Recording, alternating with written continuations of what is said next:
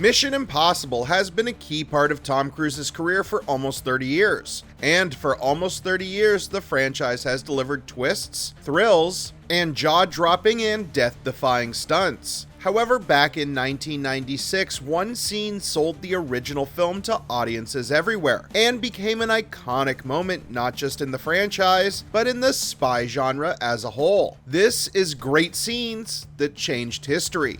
You can understand you're very upset. Kittredge, you've never seen me very upset.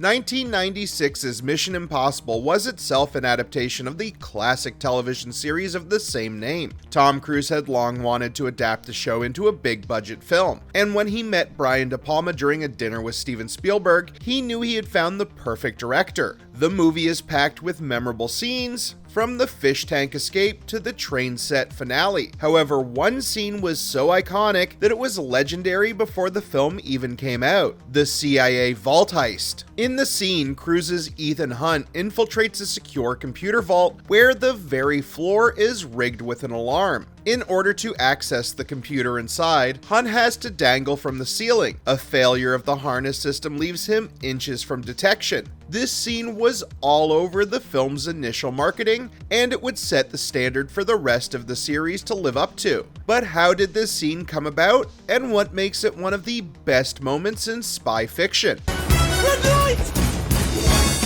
Green light!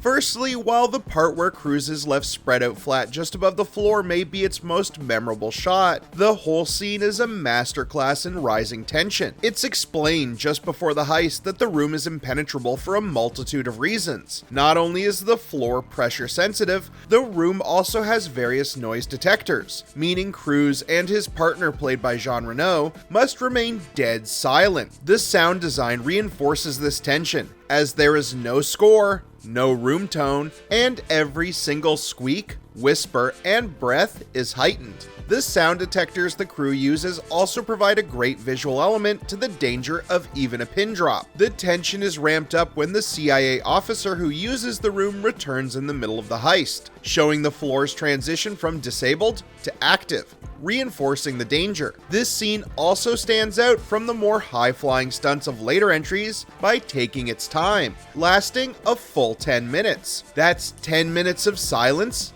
tension, potential discovery, and suspense. When the moment comes where Ethan Hunt's line breaks and he's left centimeters from discovery, an extra element is added. A bead of sweat drips off his glasses slowly and nearly hits the floor. We were previously shown how dangerous this is thanks to a setup involving the condensation on a drinking glass. There's this saying when it comes to writing and screenplays. It asks the very important question, and then what goes wrong? The heist scene utilizes this storytelling technique fully, from the unsuspecting agent's momentary return, the appearance of an errant rat, the breaking of the hoist arm, the bead of sweat, the sound of the rope rubbing becoming too loud, and finally the dropped knife. So how did this scene come about? When the first film was in production, its screenplay was a problem. Cruise and the other producers had an idea about what action sequences they wanted, but no idea how to connect them. It was De Palma who came up with the idea of the knock list and the heist to recover it. While filming the scene, Cruise had a very big problem. Most people's heads are heavier than their feet. This meant that the actor was consistently failing to maintain balance and was smacking his forehead off the floor. Tom Cruise then made an unusual request. He asked the production to grab a bunch of coins,